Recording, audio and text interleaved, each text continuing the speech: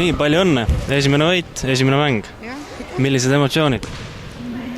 Oi, emotsioonid on ikka vägevad. Et mina õpin praegu ka neid tundma, et siin selle mängu põhjal, et nagu õpime ikka 11 tundma, et ei oskagi praegu rohkem öelda, et siin on näha ära nüüd, mis meil on vaja parandada ja arenguruumi ja mõni ei ole üldse veel vormis ja alavormis ja eks see natukene kartsin läbipõlemist ja kõik nad hirmsasti tahtsid ja mõned ei ole ammu juba mänginud sellisel tasandil, nii et esimene mängu kohta käib küll. Esimene poolaeg oli siuke tasavägine, teisel poolel läksite eest ära ja hoidsite vahe lõpuni, et mille poolest see teine poolaeg nii palju erines?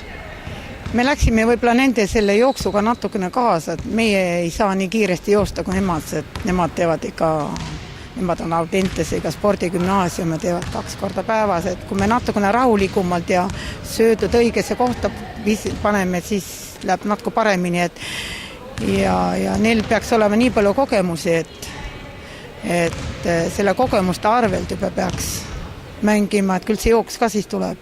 Et ma arvan, et rahulikumaks läksime.